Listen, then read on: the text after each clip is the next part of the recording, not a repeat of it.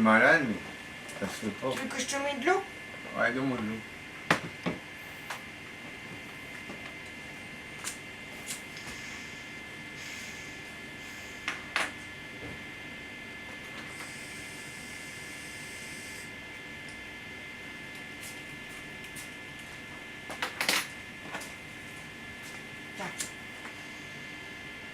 Arrête de fumer. Dis-moi chérie.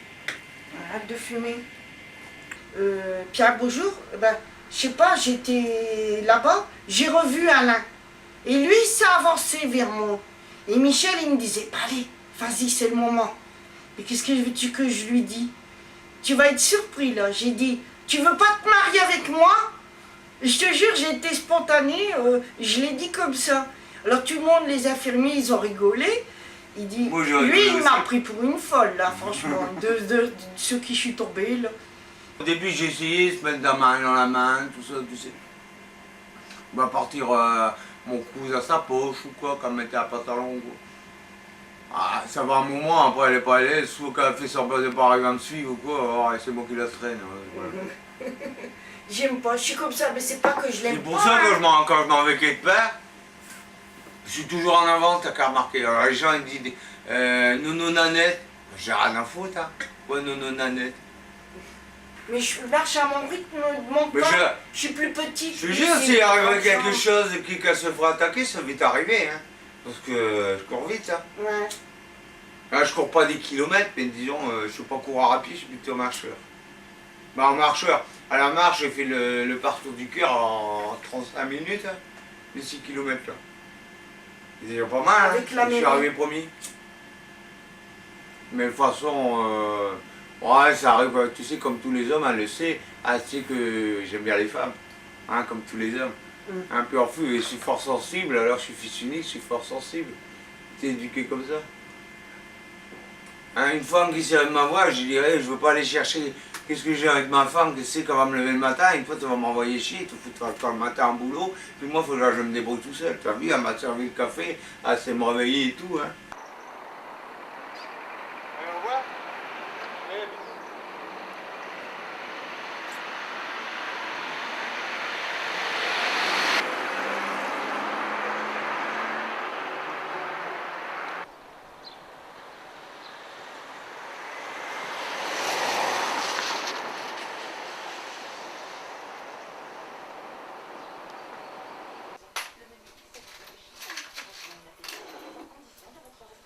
Voilà. Bonne journée. Bonne journée, ouais.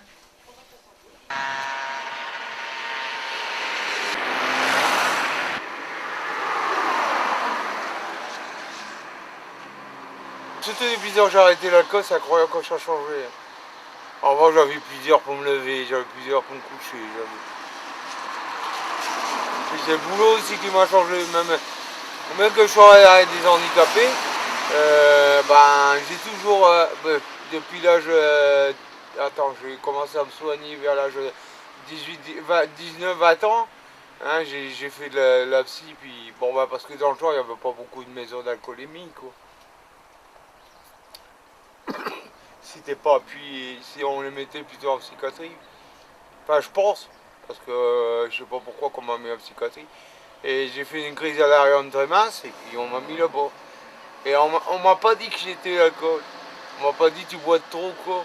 Moi mais je trouve que maintenant les médecins ils devraient dire. Les médecins ils devraient dire que vous buvez, vous avez tel taux de gamma, vous buvez de l'alcool. Maintenant ils commencent à le dire mais je sais pas juste. Si ça pourrait faire quelque chose pour aider. Bon ben d'accord, je sais que c'est difficile, moi il m'a fallu bientôt 24 ans. Mais celui qui dit je travaille et puis pour la respecter, prend sa voiture puis qu'à moitié bourré, qui oublie pas qu'il peut tuer des gens et même tuer ses propres gosses ou sa femme. Il y a toujours un moyen pour arrêter de boire. J'ai sauvé 6 personnes, j'ai réussi surtout. Là.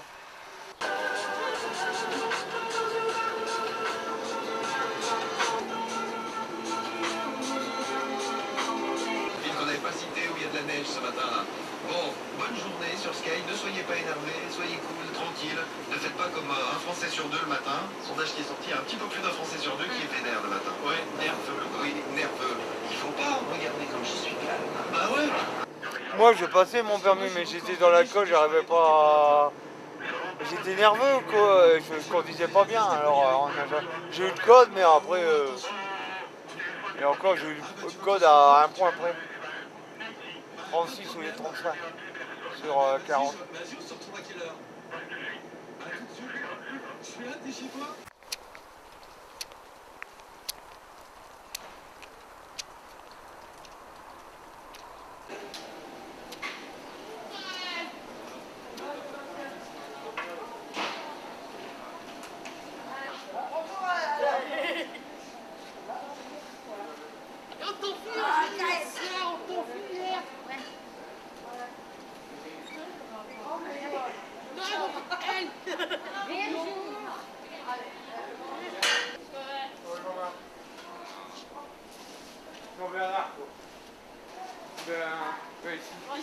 Ici au dépotage.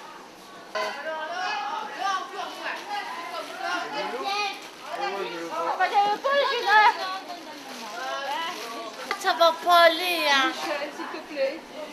Oh, après, hier, on était trop, hein. Vous n'êtes qu'à 2, hier on était à Ah ben, 6. Geneviève, elle est là. Ah oui, Geneviève elle est là, mais c'est pas grave. Il y en a un qui peut se mettre aux couleurs rouges, il y en a un qui se met aux couleurs écrues, il y en a un qui se met aux couleurs bleues. Donc 3 personnes, voire 4 personnes rangées. Alors tu as remarqué que les bacs sont identifiés. Ouais. Les chiffres qui sont sur les bacs, ça correspond aux tailles. Ah ouais, Donc ici on met les 2 ans, les 3 ans, les 4 ans, les 5 ans, les 6 ans, les 8 ans. d'accord. Et par couleur, hein, tu sais reconnaître les couleurs. Hein, allez. Moi, il prend un carton.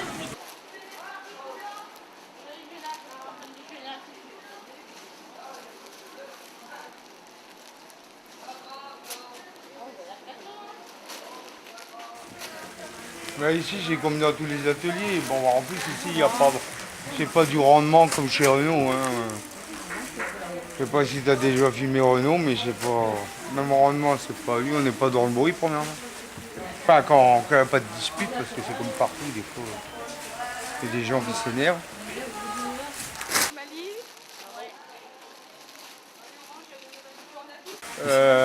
Si c'était à refaire, j'aurais jamais bu, ouais. Tu l'as retrouvé? Parce que je me retrouvais ici, c'est pas ce que je buvais, moi. En plus, je buvais ce médicament. Tu sais que ma chère, elle a dit Ils m'ont donné un traitement sans que je m'en aperçoive. Et... Enfin, sans que je m'en aperçoive aussi, parce que j'étais vaseux. Et après, quand j'étais habitué au traitement, bah, j'en rebuvais dessus. Et je croyais que le traitement il m'empêchait d'avoir les pressions, mais toujours des crises d'alérium très minces et tout, des énervements, toujours énervé. Et je pouvais pas du tout travailler, c'était pas possible. C'était pas possible. Au moment déjà pour se réveiller à telle heure, j'avais même plus de rêve de vie. Je pouvais dormir coucher à 5h matin, me lever à 2h de l'après-midi. Mes parents ne me faisaient pas attention à rien, me laissaient tout faire. Ils disaient j'étais un garçon, fils unique, je sais tout faire.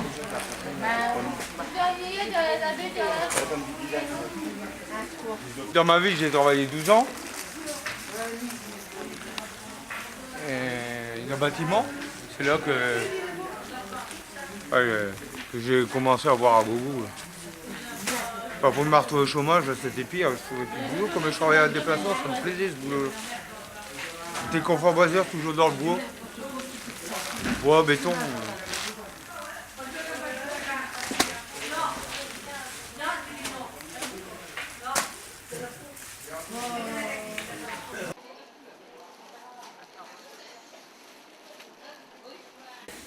Oh, pas beaucoup.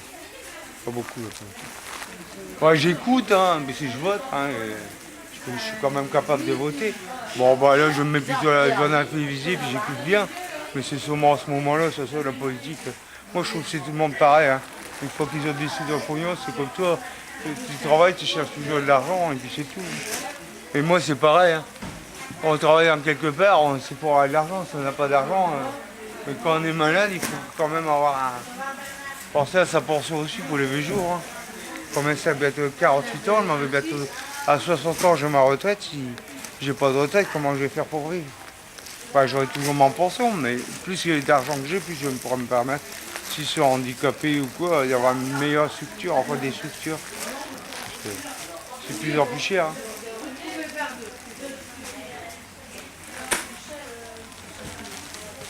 Bah, c'est un boulot, moi je veux bien à l'usine, c'est rendement. Hein? Ici, il n'y a pas de rendement, on fait son possible et puis tant qu'on le fait bien, c'est principal. Si il faut bien réfléchir et au début, il faut pouvoir en faire. Il y a des gens qui sont plus handicapés que certaines personnes et puis c'est. Mais on est, tout le monde, il y a pas, comment expliquer ça? Je m'énerve un peu là, mais quand j'en parle, c'est parce que les gens sont méchants. Quand on voit des handicapés, c'est pour se moquer. On voit dans le bus, nous, quand on prend le bus. Hein. Il faut avoir de la patience. Hein. Moi, ça m'a déjà arrivé au respecter sur des jeunes. Les jeunes, ils ne comprennent pas. Et ça peut les arriver. Il n'y a rien qu'un accident de voiture, un traumatisme crânien qui est 2-3 jours dans le coma ou une semaine dans le coma. Quand il sort, il n'est pas impeccable. Hein. C'est qui a mis ça là-dedans? Putain! Oh non, hein, faut pas mélanger, hein. Je pense. Regarde un petit peu. Ah ouais, d'accord.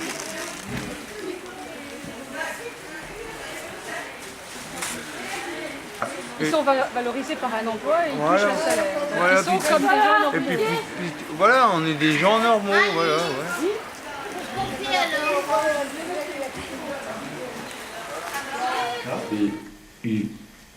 alors. Prénom Michel. Michel.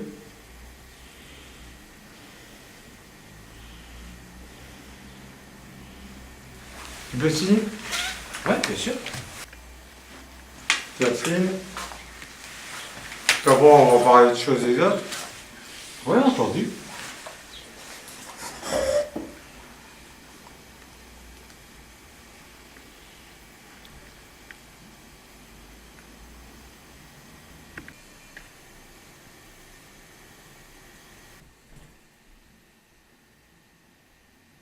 Pour mon nom de dos, je vais bientôt finir.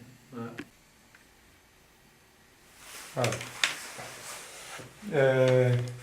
Voilà, il y a un an. Combien de temps t'as arrêté l'alcool? Là, ça fait maintenant, je dirais 9 mois. 9 mois. Bon, bah, t'avais un problème de rechute.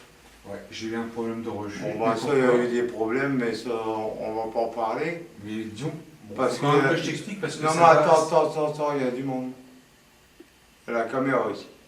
On peut pas en parler devant la caméra. Ouais, mais discrètement, je peux dire que j'ai eu des problèmes familiaux, Voilà, des problèmes au niveau du travail, Voilà. et ça m'a poussé à la rechute. Ouais, malgré que t'étais J'avais un entourage Tu- qui était très bien au niveau de l'alcool à l'assistance parce que sincèrement j'estimais, et il n'y a pas de flatterie de ma part, vraiment bien soutenu.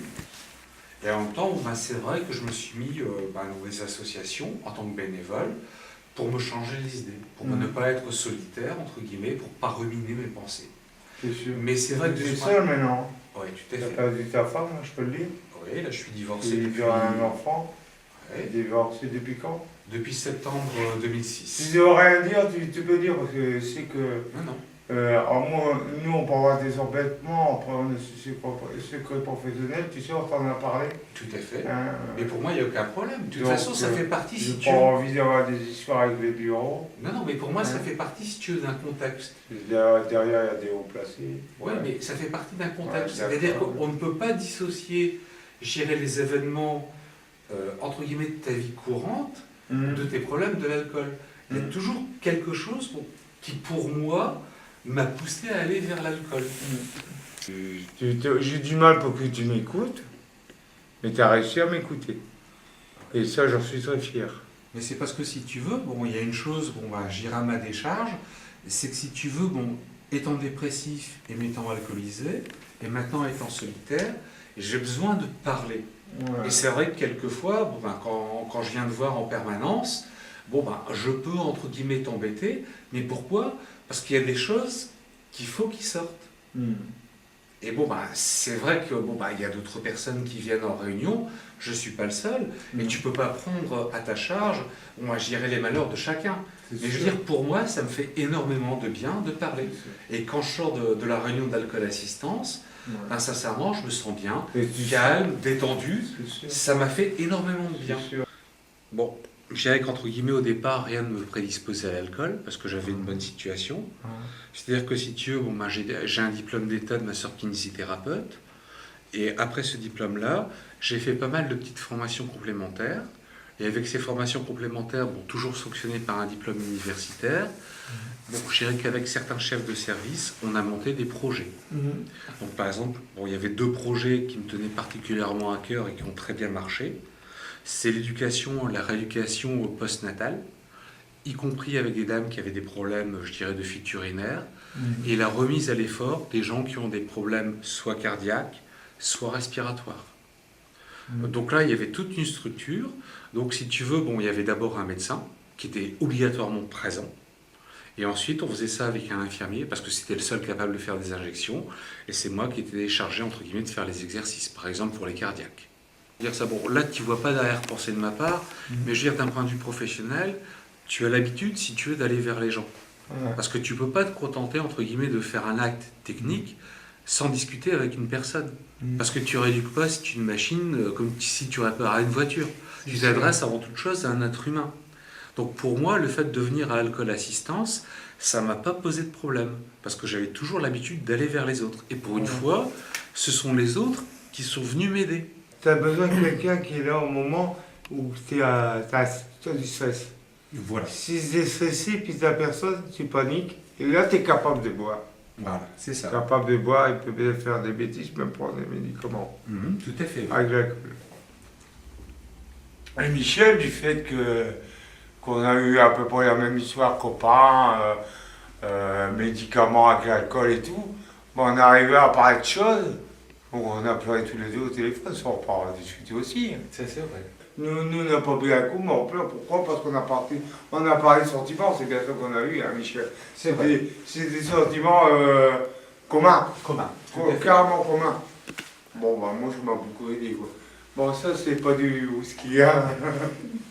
Bon, c'est une vodka orange, c'est ça? Ah, peut-être vodka orange, on va remettre la table, on va en boire un coup, t'as envie.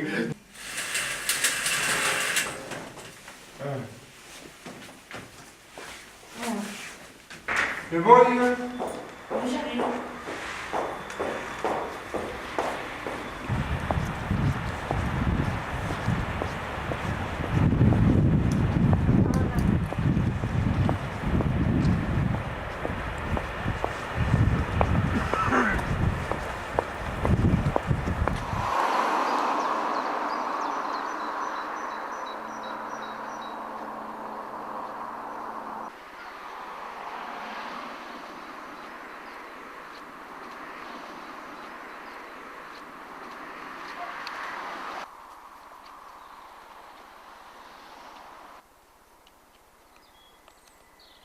Je suis né à Carvin. Mon père travaillait à la Fosse 2. Et après, il est parti sur Roigny. Il a eu une maison à Roigny, puis il a travaillé à la Fosse 9. Et puis voilà, quoi. Ma mère, elle était avec. Quand elle a accouché, et elle a fait ses visites médicales pour me mettre au monde. Mais ça, ma mère avait des difficultés à coucher. Et donc, tout le monde rigolait là-dessus, quoi, parce que le médecin lui disait de monter le terri de temps en temps, tout doucement, bien sûr. C'est comme ça qu'elle a réussi à coucher, quoi. Elle allait se promener quand elle marchait beaucoup.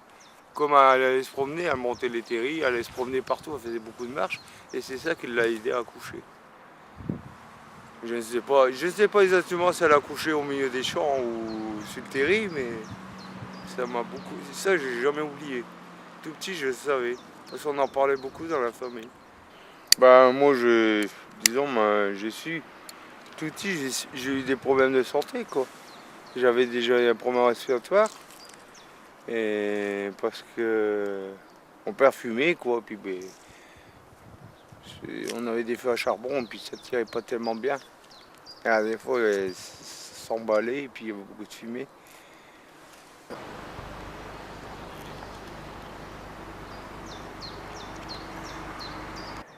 Bon, la vie c'est difficile, oui, mais la vie c'est toujours un combat.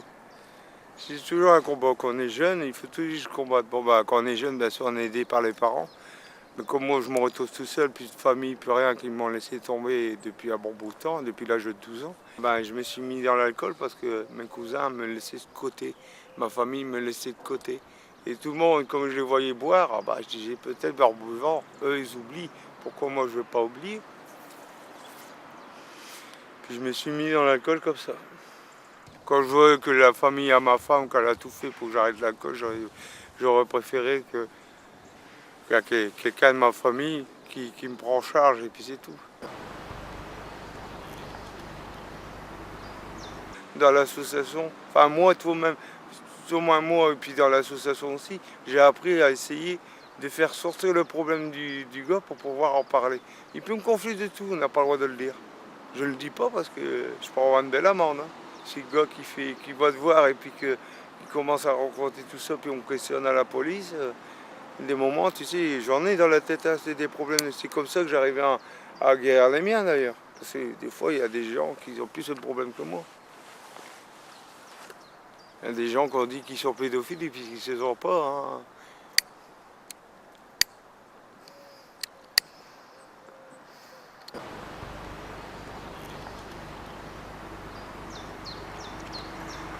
Tu peux boire, mais par étapes, pas boire tout le temps. Parce que quand il sort en boîte, bah, il prend une cuite, c'est pas pareil. Mais encore, il faut qu'il fasse attention qu'il ne conduise pas des amis ou bien qu'il ne se conduise pas lui-même ou même de la famille. Parce que quand on voit des gars qui sont carrément démantibulés parce que et quand ils ne veulent pas boire, ils disent comme ça, t'es pas un homme. Ben, tu sais pas t'amuser. On veut dire, moi je bois pas, si tu bois, tant mieux. Enfin, tant mieux, non, ça tant mieux. Si tu bois, tu fais qu'est-ce que tu veux. Mais moi, je bois pas, puis c'est tout, je conduis. Hein? Un homme, c'est pas parce on n'est pas un homme parce qu'on boit. Au contraire, moi j'ai travaillé aussi dans le bâtiment il y a plusieurs années. Hein, j'ai connu le bâtiment avant qu'il tombe en chômage, qu'il y a eu beaucoup de chômage. D'ailleurs, j'étais au chômage moi-même. Dans le temps, on gagnait plus au chômage qu'en travaillant. Surtout au temps de Giscard. Ah ben, qu'est-ce que j'ai fait? Je m'emmerdais. On s'emmerde. Ah ben, qu'est-ce qu'on met? On sort en boîte, on va au cinéma. Après le cinéma, on se paye un verre. On part avec un copain en voiture. On paye un verre. Bon ben, si on boit un verre, tu bois un verre avec moi. Tu bois un demi, tu bois un Ricard, tu bois ci, tu bois là. Et au whisky aussi, hein, pourquoi pas. Hein, puisqu'on avait de l'argent. Mais c'est pas en donnant de l'argent à des jeunes comme ça qui peuvent... tant qu'ils ont le nécessaire, moi maintenant j'ai que le nécessaire pour vivre. Ah ben, qu'est-ce que je demande, c'est avoir de l'argent pour avoir une belle maison. Pour faire les voyages. Pour un bateau, pourquoi pas. Petit bateau pour faire de la vitesse, hein, les petits bateaux à vitesse, j'aime bien tout ça moi.